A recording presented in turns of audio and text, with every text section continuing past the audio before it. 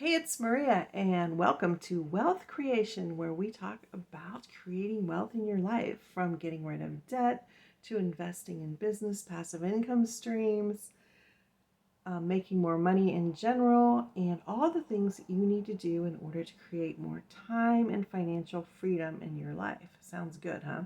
So if you like this subject, then subscribe and ring the bell icon and stay tuned because we're going to talk about the two schools of thought on debt, credit card debt specifically, and what I think about the way to approach it. Okay, let's get started. All right, so the gurus out there, and I'm not a guru, but the gurus out there talk about two different schools of thought when it comes to debt reduction. And again, we're talking about credit card debt here. So the first school of thought is that you start with your smallest balance and you pay it off. And then you add that payment to your second smallest balance, and you keep doing that until you're out of debt. The other school of thought is that you start with the highest interest rate card and you pay that off, and then you go to the next interest rate and the next interest rate until you're all done. Both of these schools of thought assume that you are not incurring more debt. You're not using your cards anymore. You're using a debit card or cash, or if you use a credit card, you are paying it off every month. And let me ask you, is that realistic in your world? Like, did you accumulate that debt because you just were buying lattes all day long? Or was it emergency things, a repair that had to be done, a new appliance that had to be bought, medical bills, you were off work for a while, or any number of a bunch of other things? I mean, nobody goes out and purposely runs up credit card debt just because they feel like it. Oh, this is fun. I can't wait to spend the next 30 years of my life paying off debt. I think I'm going to go buy something I don't need. Now, some of it is just lack of discipline. You know, we want things in a moment and we don't really think about the long-term implications. That is true.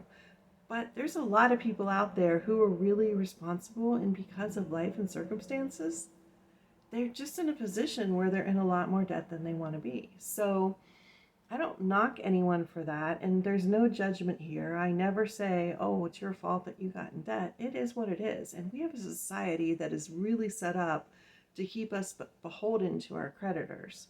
You know, it is set up for easy credit and hard payback. That's what, I mean, look at interest rates. You get less than 1% on your savings account, but credit cards are going to charge you 15 to 25% interest. Is that fair in any world? No.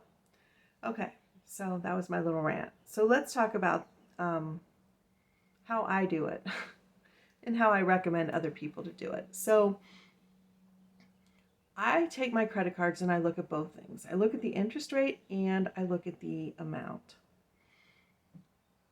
And then I decide what I'm going to do. The first thing I'm going to do before I even start to pay off any debt is I'm going to call my credit card companies. Now, this assumes that I've been paying on time, which I always do, at least the minimum payment.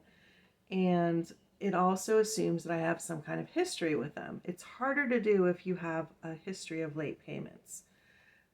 But even still, you can call them and see what they say. So call them and ask, what can you do with my interest rate? My interest rate is too high. I need it to be lower. What can you do with it?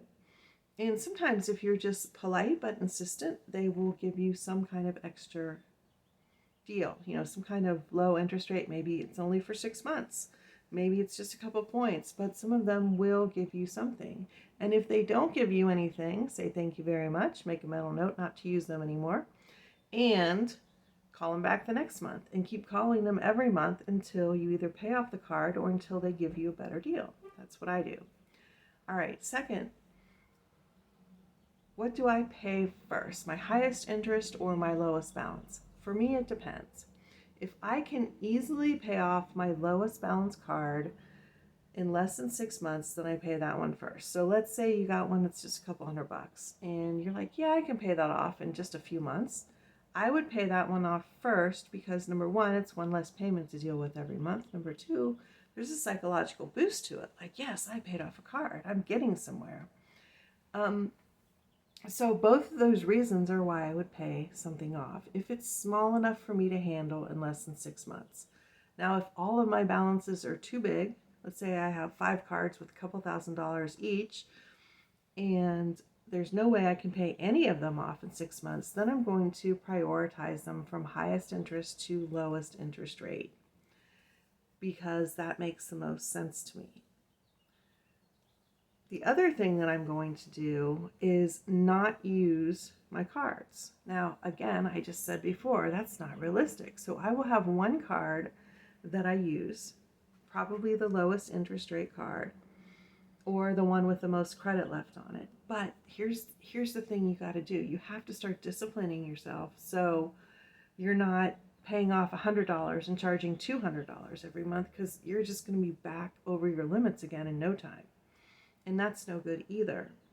The other thing that you can do, if you have zero discipline and you know it, and you just know that you're going to use those cards, is you can ask your credit card companies to lower your limits as you pay them off, so you can't use them anymore, and to set your card so that it won't let you go over the limit.